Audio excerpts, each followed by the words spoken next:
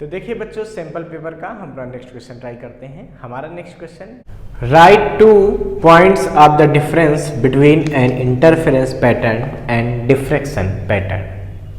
तो देखिए बच्चों, इसमें हमको इंटरफेरेंस और डिफ्रैक्शन पैटर्न में डिफरेंस बताना है। बेसिकली आपको पता है इंटरफेरेंस क्या होता है।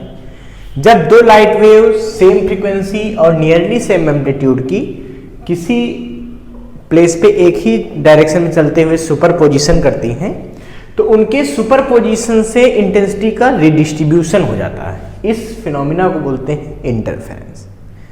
और डिफ्रैक्शन क्या होता है?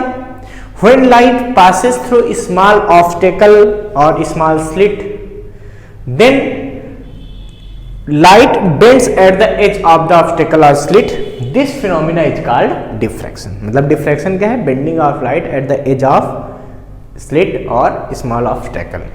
ठीक है, तो ये तो इनकी बेसिक डेफिनेशन है। बच्चों, पैटर्न पाने के लिए हम लोग क्या करते हैं? इंटरफेरेंस में दो सोर्स बनाते हैं इसे, और इनसे लाइट निकलती है और यहाँ स्क्रीन लगी होती है, और इस स्क्रीन पे इसका पैटर्न पाते हैं ना। कुछ ऐसा कर लेते हैं हम लोग। यहाँ पे सोर्स रखा होता है, इससे एक ही सोर्स से दो सोर्स यहाँ पे डिवाइड कर लेते हैं, तो यहाँ जो पैटर्न मिलता है उसको हम लोग बोलते हैं इंटरफेरेंस पैटर्न। जबकि डिफ्रैक्शन में क्या होता है बच्चों? यहाँ पे सोर्स लगा होता है, यहाँ पे एक लेंस लगाते हैं, फिर एक हम लोग यहाँ पे क्या करते हैं? एक स्लिट बनाते हैं, और फिर यहाँ एक लेंस लगाते हैं, फिर यहाँ पे एक स्क्रीन लगाते हैं। मतलब फ्रॉनहोफर डिफ्रैक्शन की बात कर रहे हैं। ठीक है, तो ये होता है डिफ्रैक्शन। यहाँ पे जब फ्रिंजेज मिलती हैं तो इसको हम लोग बोलते हैं डिफ्रैक्शन पैटर्न मिलना, यहाँ पे इंटरफेरेंस पैटर्न। तो हमसे पूछ रहे हैं इन दोनों पैटर्न में क्या डिफरेंस है। तो पहला तो डिफरेंस बच्चों आपको सीधा दिख रहा होगा। क्या पहला डिफरेंस ये है कि interference pattern is obtained due to two coherent source. तो कोहेरेंट सोर्स से आने वाली लाइट की वजह से पैटर्न बनता है, उसको हम लोग क्या बोलते हैं? Interference pattern. मतलब इंटरफेरेंस पैटर्न क्यों होता है? ये होता है due to two coherent source.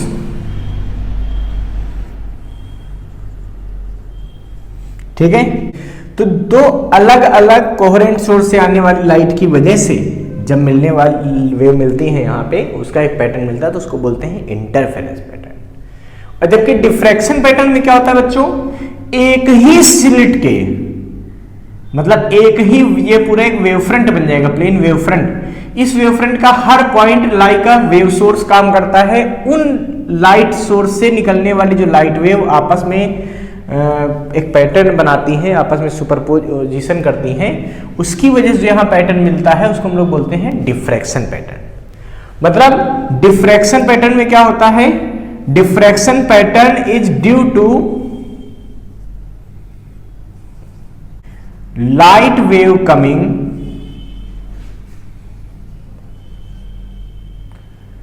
many source of same wavefront। एक ही वेव फ्रंट, मतलब एक ही सोर्स से समझो मिल जाता है पैटर्न। ठीक है, इसमें दो सोर्स होते हैं, इसमें एक ही सोर्स का जो पैटर्न बनता है वेव फ्रंट, उससे अलग अलग पॉइंट के से लाइट वेव निकलती है, उससे हमको मिलता है, उसको बोलते हैं डिफ्रैक्शन पैटर्न। बच्चा, दूसरी चीज क्या आती है? अगर दूसरे पॉइंट की बात करें तो इंटरफेरेंस जो पैटर्न बनता है, उसकी फ्रिंजों की विड्थ सबकी सेम भी हो सकती है और सबकी अलग अलग भी हो सकती है। ठीक है, तो fringe width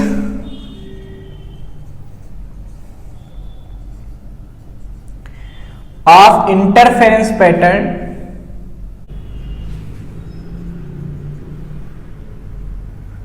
may be same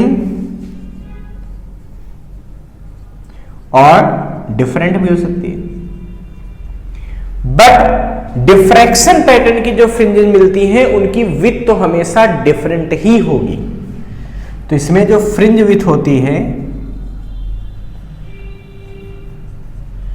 of all fringes can not be same, वो सेम हो ही नहीं सकती। इसमें तो सेम फिर भी हो सकती है। ठीक है, जैसे इस सिचुएशन में सेम फ्रिंजेज मिलती है। तीसरा, बच्चों the intensity of bright fringe is same for all fringes. जो इंटरफेरेंस में फ्रिंजेज मिलती हैं उनमें सब ब्राइट फ्रिंजों की इंटेंसिटी क्या होती है? सेम होती है। Intensity of all bright fringes is same, है ना। याद करो, इसकी जब इंटेंसिटी बनाते थे कैसे बनती थी? इंटेंसिटी जब बनाते थे तो कुछ इस तरह से बनती थी। सबकी इंटेंसिटी क्या होती थी? सेम होती थी, ठीक है। सबका जो इंटेंसिटी होता है वो क्या होता है? सेम होता है। बट इसमें क्या होता है? Intensity of central fringe is very greater and intensity of subsidiary maximum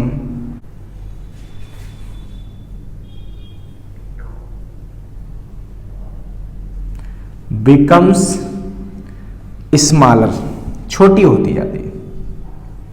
ठीक, याद करो इसकी इंटेंसिटी का पैटर्न कुछ कैसा पढ़ा था हम लोगों ने? इसका पैटर्न कुछ ऐसा होता था, याद करो, ऐसे फिर और छोटा, है ना। मतलब इंटेंसिटी क्या होती है? सेंट्रल की सबसे ज्यादा, उसके बाद कम होती जाती है। जबकि इसमें सबकी क्या थी? इंटेंसिटी हर फ्रिंज की सेम थी। इधर इंटेंसिटी है, इधर ये डिस्टेंस बनाई गई, फ्रिंजेज है ना। इधर भी इंटेंसिटी है, इधर डिस्टेंस स्क्रीन पे। तो इस तरह से कुछ हमको पैटर्न मिलता है। तो ये मेन 3 डिफरेंस होते हैं इंटरफेरेंस और डिफ्रैक्शन पैटर्न पे, और बहुत सारे डिफरेंस हो सकते हैं, बट आप 3 कर लीजिए, आपका काम चल जाएगा। इसको फटाफट नोट कर लीजिए।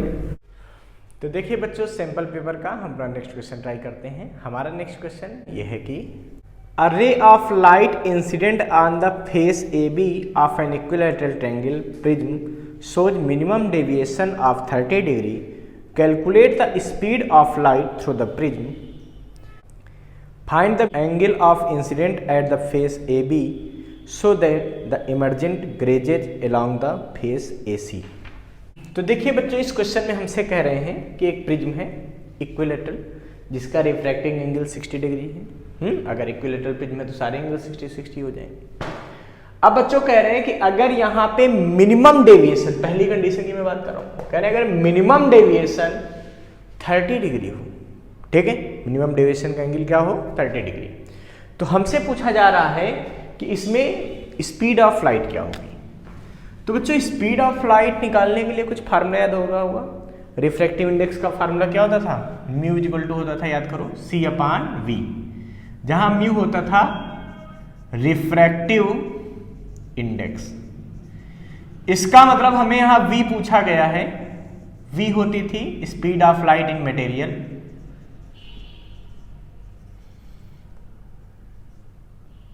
यहां प्रिज्म कह रहे हैं तो प्रिज्म की बात कर लो।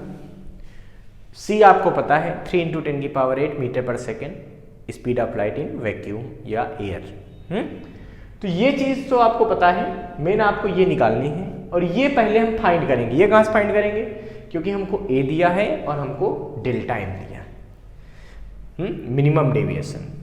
तो बच्चों याद करो, A और डेल्टा M की हेल्प से कैसे म्यू निकाल सकते थे? तो म्यू का एक फार्मूला होता था refractive index of the prism, क्या होता था? sin A plus delta M अपान 2, अपान में होता था sin A/2, ये होता था।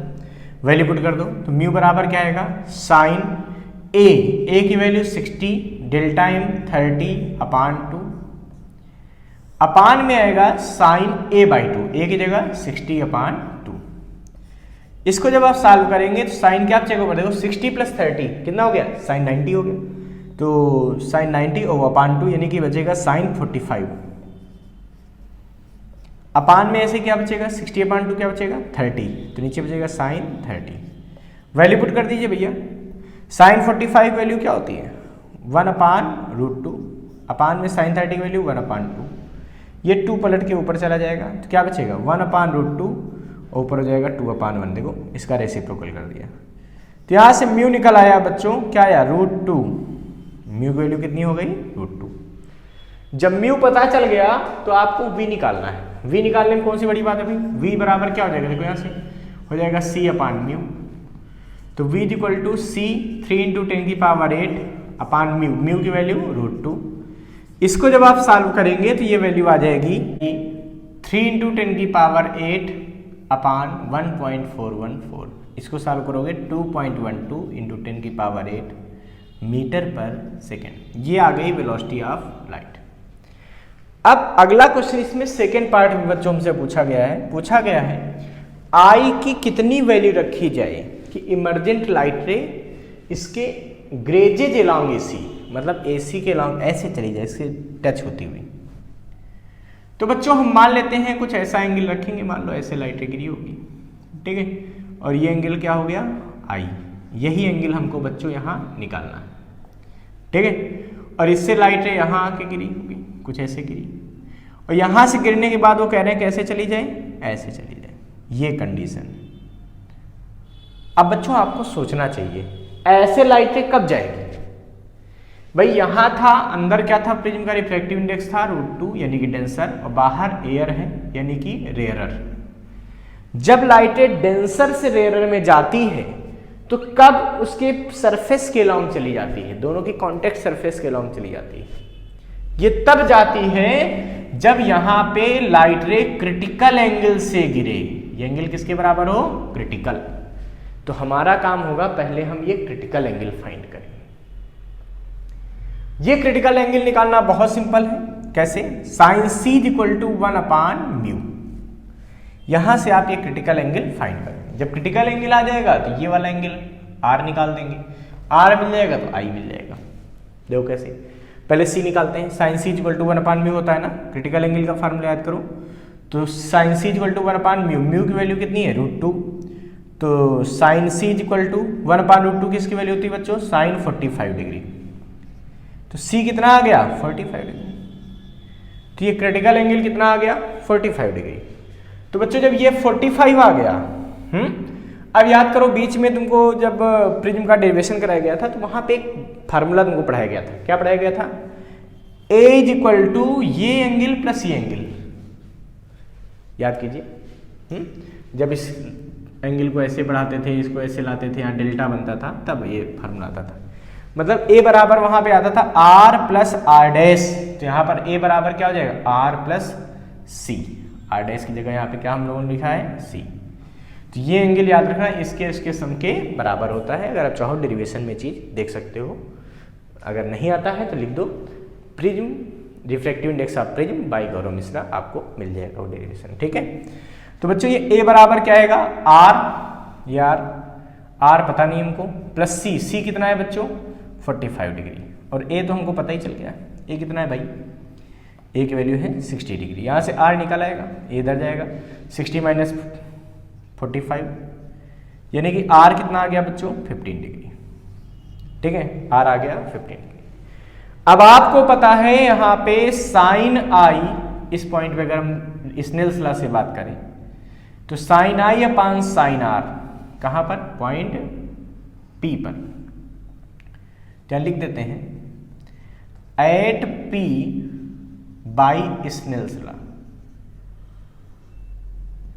तो क्या आएगा, sine i upon sine r equal to mu.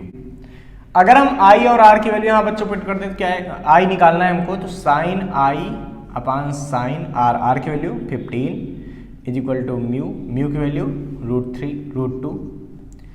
Sign i equal to हो गया √2 इंटू साइन 15। अब साइन 15 कैसे निकालोगे, ये भी कई लोग नहीं समझ पा रहे। अरे यार साइन 15 के लिए क्या करो, साइन 45 माइनस 30 कर दो, और साइन ए साइन बी माइनस बी का फार्मूला लगा दो, आ जाएगा आंसर। ये आता है √2 इंटू साइन 15 की वैल्यू आएगी, वहां से निकाल देना √3 माइनस 1 अपान 2√2, ये तो कट जाएगा। तो साइन आई यहां से आ जाएगा बच्चों 0.732 अपान 2, यानी कि डिवाइड करोगे तो क्या बचेगा, ये बचेगा 0.366, यानी कि अगर यहां से बात करोगे तो साइन आई कितना आ गया 0.366, या फिर i equal to sine inverse 0.366 आप यहीं पे छोड़ सकते हो आंसर, ये आपका आंसर हो जाएगा। और अगर आपको थोड़ा बहुत जानकारी है, मान लीजिए ये साइन टेबल दे दिया है तो इसको आप कैलकुलेट करेंगे तो 21.5 डिग्री। इसका मतलब अगर कोई लाइटें 21.5 डिग्री से इंटर करती है तो वो AC के लॉन्ग ग्रेजेज हो जाएगी, उसके लॉन्ग चली जाएगी। इसको फटाफट नोट कर लीजिए बच्चों। ये बच्चों CBSE सैंपल पेपर का क्वेश्चन नंबर 33 ये है कि draw the graph showing intensity distribution of the fringes with the phase angle due to diffraction through a single slit. What is the width of the central maximum in comparison to that of a secondary maximum। Okay, तो देखिए बच्चों, हमको diffraction pattern में single slit में intensity distribution समझाना है। बच्चों आपको पता है डिफ्रैक्शन क्या होता है? जब लाइट किसी स्मॉल ऑब्स्टेकल या फिर स्मॉल होल से पास होती है तो किनारे पर ऑब्स्टेकल के या स्लिट के लाइट थोड़ा सा बेंड हो जाती है, अपने रास्ते से थोड़ा सा मुड़ जाती है। इस फिनोमिना को बोलते हैं डिफ्रैक्शन ऑफ लाइट, ठीक है। और जब सिंगल स्लिट से हम लोग डिफ्रैक्शन करवाते हैं तो हम ये देखते हैं कि जो मिनिमम इंटेंसिटी होती है जिन जिन पॉइंट पे फॉर मिनिमा, उनकी एंगुलर पोजीशन हमको पता है बच्चों क्या होती है, पता है +- m λ/e।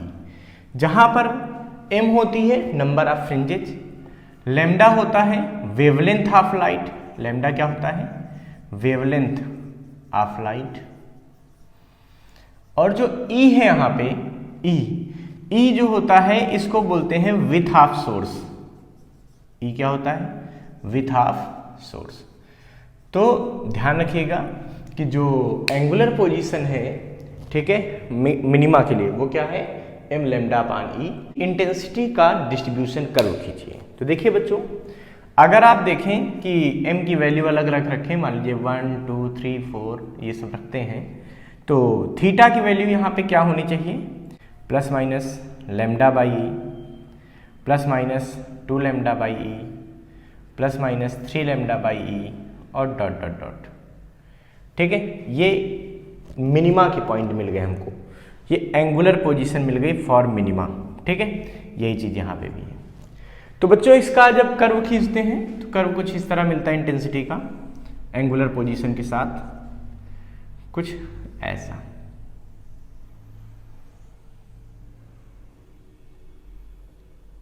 ऐसे एक बीच में हाई इंटेंसिटी की मिलती है, ठीक है, स्लिट फ्रिंज मिलती है। हाई इंटेंसिटी की फ्रिंज को हम लोग बोलते हैं सेंट्रल फ्रिंज, ठीक है। इन सबको बच्चों बोलते हैं सब्सिडियरी मैक्सिमा,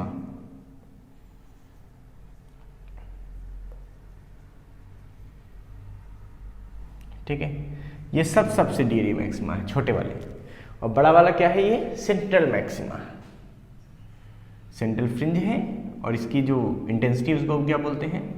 सेंट्रल मैक्सिमा।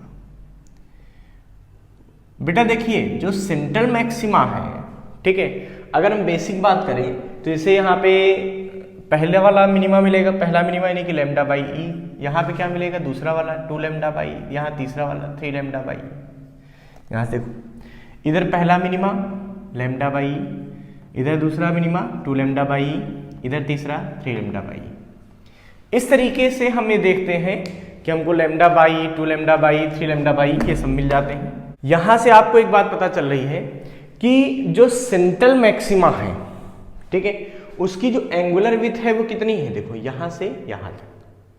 जबकि सब्सिडियरी मैक्सिमा की विड्थ कितनी है? यहाँ से यहाँ तक। इसका मतलब जो सेंट्रल मैक्सिमा की विड्थ है वो ज़्यादा होती है, बाकी मैक्सिमा की विड्थ क्या होती है? कम होती है। देखो इधर, ये इधर निगेटिव है ना, 0 के उधर पॉजिटिव, इधर निगेटिव। अब देखो, फॉर एंगुलर विड्थ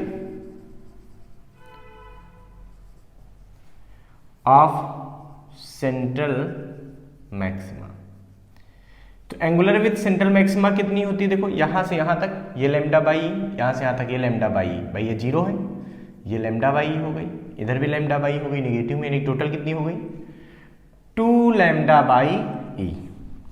जबकि अगर हम बात करें angular width of other maxima, यानी कि सब्सिडियरी मैक्सिमा।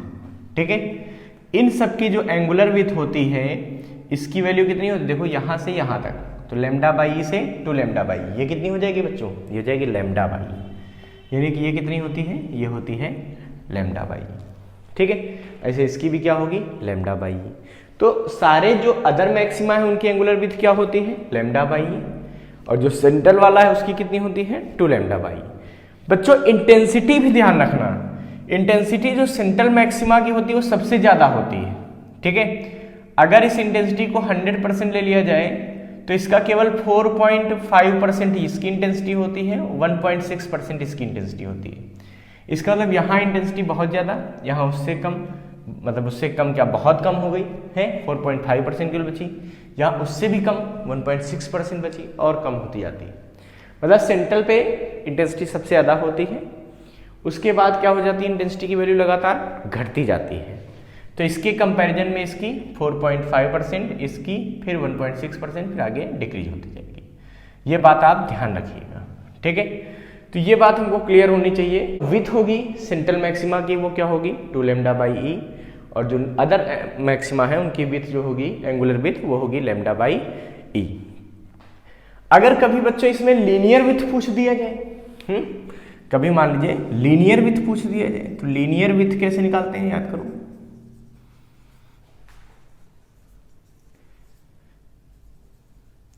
तो इसके लिए हो जाएगा 2f लैम्डा बाई इनके बीच की ये सोर्स की विथ। ठीक है, अच्छा सोर्स की विथ यहाँ पे हर जगह हम लोग ई यूज कर रहे हैं, तो इसको शुरुआत में भी इसको ई लिख दो बच्चों। ठीक है, E is the width of source, ध्यान रखना। तो हो जाएगी 2f लैम्डा बाई ई, जहाँ f क्या होती है, फोकल लेंथ होती है किसकी, सोर्स के आगे जो लेंस लगा होता है L2 उसकी, या फिर इसको हम लोग 2d लैम्डा बाई स्मॉल ई भी लिखते हैं। और linear width of other maxima,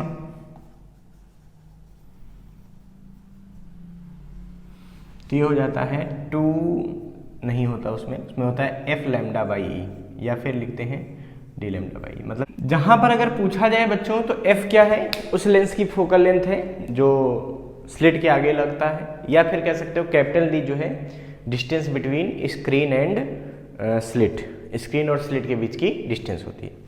एक बात यहां से आप देख रहे होंगे, चाहे आप सेंट्रल फ्रिंज मतलब एंगुलर विड्थ की बात करें, चाहे लीनियर विड्थ की बात करें, दोनों ही केस में नॉर्मल जो फ्रिंज विड्थ होती है उससे डबल होती है सेंट्रल मैक्सिमा की फ्रिंज।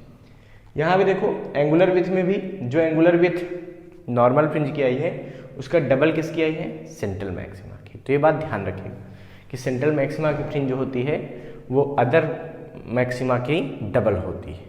ठीक है, इसको फटाफट नोट कर लीजिए। देखिए बच्चों सीबीएसई सैंपल पेपर का हमारा नेक्स्ट क्वेश्चन ये है कि अ रे PQ is incident normally on the face AB of a triangular prism of refracting angle 60 degree as shown in the figure. The prism is made of a transparent material of refractive index 2/√3. Trace the path of the ray as it passes through the prism. Calculate the angle of emergence and the angle of deviation. तो बच्चों देखिए इस question में हमको दिया है कि एक ये प्रिज्म है जिसका रिफ्रैक्टिव एंगल 60 डिग्री है और प्रिज्म का रिफ्रैक्टिव इंडेक्स 2/√3। ठीक है, हमसे कह रहे हैं बच्चों कि यहां से कोई लाइट रे नॉर्मली इस पे इंसिडेंट होती है। कैसे इंसिडेंट होती है, नॉर्मली मतलब 90 डिग्री। तो हमको बताना है कि इस रे को हम कैसे उस तरफ ले जा सकते हैं, मतलब कैसे इसका रिफ्रैक्शन होगा। तो हमको ये तो पता है बच्चों कि अगर नॉर्मली कोई लाइट रे किसी भी मीडियम पे गिरती है, मतलब कोई भी एक मीडियम हो, ठीक है, आपको पता है अगर नॉर्मल से किसी एंगल पे लाइटें गिरती है, तो अगर रेयरर से डेंसर में जा रही है, तो रेयरर से डेंसर में जा रही बच्चों तो क्या होती है, तो टूवर्ड्स द नॉर्मल बेंड हो जाती है। अगर कोई लाइट रे डेंसर से रेयरर में जा रही है, ये डेंसर है और डेंसर से वो कहाँ जा रही है निकल के बच्चों, रेयरर में जा रही है, तो क्या होता है, तो अवे फ्रॉम द नॉर्मल हो जाती लाइट रे। ये नॉर्मल है हर केस में बच्चों। लेकिन अगर कोई लाइट रे नॉर्मल से ही इंटर करे तो बच्चों फिर वो ना तो नॉर्मल से दूर हटेगी ना पास आएगी, वो सीधे सीधे चली जाती। तो नॉर्मल का मतलब 90 डिग्री। अगर किसी सरफेस से किसी ट्रांसपेरेंट मीडियम में 90 डिग्री पे लाइट रे आती है तो वो सीधी चली जाती है। तो यहाँ देखिए ये एक अलग मीडियम था जिसका रिफ्रैक्टिव इंडेक्स कितना दिया हमें 2/√3, लेकिन यहाँ 90 डिग्री से लाइट रे आ रही है तो ये क्या चली जाएगी बच्चों, सीधी चली जाएगी। तो ये नॉर्मल से हो गई ना, क्योंकि नॉर्मल बिटा करोगे 90 डिग्री पे ऐसे आएगा, तो ये नॉर्मल हो गया। नॉर्मल से लाइट आएगी तो क्या आएगी, सीधी चली जाएगी। अब बच्चों इसके आगे लाइटें कैसे जाएगी ये हमको सोचना है बच्चों। सबसे पहले तो इसके लिए इस सरफेस पर एक नॉर्मल डाला जाएगा, क्योंकि नॉर्मल के बिना तो हम रिफ्रैक्शन दिखा ही नहीं सकते। ये नॉर्मल हो गया, ठीक है। अब जरा ध्यान दीजिए बच्चों, जब ये एंगल 90 था तो इधर भी ये 90, क्योंकि सीधी चली गई लाइट। ये 60, तो ये वाला एंगल कितना बना 30। ये एंगल क्या बनेगा 30 भाई 90 60, तो ये क्या बनेगा 30। क्यों, क्योंकि तीनों एंगल का सम क्या होता है 180 होता है। 90 + 60 + 30 180 हो गया, ठीक है जी। अब देखो बच्चों, तो इधर से ये लाइटें कितना एंगल पे गिरेगी 60 डिग्री। इधर से कितने पर गिरेगी 60 डिग्री। सबसे पहले ये चेक किया करो कि क्या ये लाइटें उस तरफ जाएगी या वापस आ जाएगी। तो आपको पता है कि अगर क्रिटिकल एंगल से छोटे एंगल पे गिरेगी तो लाइटें आगे चली जाएगी, क्रिटिकल एंगल पे गिरेगी तो प्रिज्म के फेस के साथ साथ चली जाएगी, और अगर क्रिटिकल से बड़े एंगल पे गिरेगी तो TIR हो जाएगा, टोटल इंटरनल रिफ्लेक्शन, और लाइटें पीछे आ जाएगी। तो सबसे पहले इस जगह पे हमको क्रिटिकल एंगल इसका फाइंड कर लेना चाहिए। तो क्रिटिकल एंगल क्या होता है बच्चों, साइन C। C क्या है यहाँ पे, C है क्रिटिकल एंगल। तो ये साइन C बराबर होता है 1/μ, ठीक है। म्यू होता है मीडियम के रिस्पेक्ट में एयर का रिफ्रैक्टिव इंडेक्स, जब मीडियम से कोई लाइट एयर में जा रही हो तो यहाँ पे साइन C की वैल्यू क्या आ जाएगी 1/2/√3, यानी कि साइन C = आ गया √3/2, या साइन C = आ गया साइन 60। √3/2 मतलब 60 डिग्री, तो C = कितना हो जाएगा 60 डिग्री, ठीक है। इसका मतलब यहाँ का जो ये 60 डिग्री है ये क्रिटिकल एंगल के बराबर हो गया। जब क्रिटिकल एंगल से कोई लाइटें आती तो किधर जाती है बच्चों, वो प्रिज्म के साथ साथ चली जाती है। मतलब ये लाइटें इस तरह से चली जाएगी, देखो जो ऐसे लाइटें आ रही है वो ऐसे चली जाएगी यहाँ से। ये उसका पाथ हो गया। हमसे पूछा जा रहा है बच्चों कि एंगल ऑफ डेविएशन क्या होगा। तो डेविएशन एंगल, तो डेविएशन एंगल क्या होता है बच्चों बताओ। याद करो, जब किसी प्रिज्म में, ठीक है, ऐसे लाइटें आती थी, याद करो ऐसे किसी एंगल पे, तो ये आती थी लाइटें और फिर यहाँ से ऐसे रिफ्रैक्शन होता था, फिर ऐसे चली जाती थी, तो इस एंगल को बोलते थे डेविएशन एंगल। मतलब deviation angle is the angle between incident light रे एंड इमर्जेंट लाइट रे। जो इंसिडेंट हुई है और जो इमर्जेंट गई, इनके बीच का एंगल। देखो इंसिडेंट ये हुई और इमर्जेंट ये हुई, इनके बीच का ये वाला एंगल डेविएशन बनेगा। तो ये एंगल कितना होगा बच्चों, देखो ये 60, ये तो नॉर्मल था 90, टोटल ये 180 होना चाहिए। देखो इधर, तो 60 90 और प्लस ये बराबर 180 होना चाहिए, यानी कि 60 + 90 प्लस ये वाला एंगल, इसको डेविएशन एंगल हम डेल्टा से लिख देते हैं। तो हमारे पास क्या मिलेगा, डेल्टा बराबर 180, यानी कि डेल्टा = आ जाएगा 30 degree. So the angle of deviation at prism is 30 degree. तो डेविएशन एंगल कैसे निकालते हैं, the angle between incident ray to emergent ray, ठीक है, उसके बीच के एंगल को बोलते हैं एंगल ऑफ डेविएशन। इसको फटाफट नोट कर लीजिए बच्चों।